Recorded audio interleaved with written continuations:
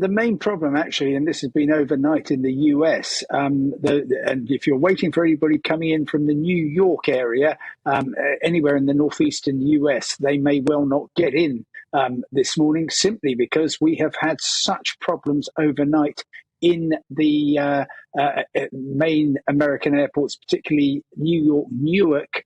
We've had about 3,000 cancellations of flights. Now, most of those are domestic flights, but there will be an impact.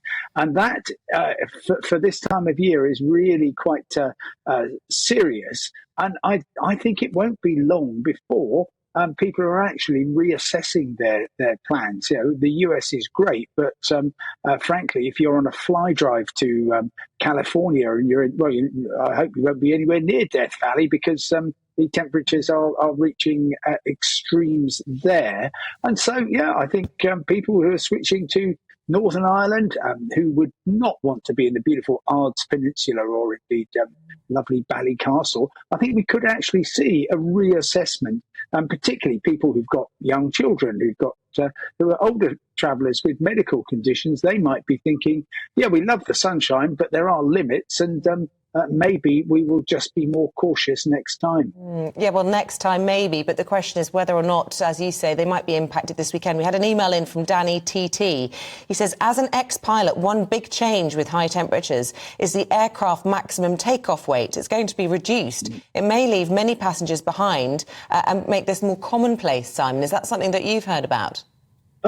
Oh, absolutely, yes. So what happens when you get extreme temperatures is that the air gets thinner. And when the air gets thinner, you need longer runway or higher speed or lower weight to get the aircraft to take off safely. And so therefore, yes, we've already seen actually, just a couple of weeks ago, there was a flight from Lanzarote where passengers had to be bribed, incentivized to get off the plane to allow it to take off safely and fly the 1,500 miles to the UK. And if you're looking at some of the airports in Southern Europe with long flight paths to the UK, we could well see incidents, particularly this would be in the afternoon, where you actually get people who are not able to travel because the aircraft is too heavy. And that could become a regular feature. Already in the Gulf area, there are sometimes problems with the weight of aircraft taking off in the afternoon from places like Doha and Dubai, but this could spread to our familiar holiday airports. And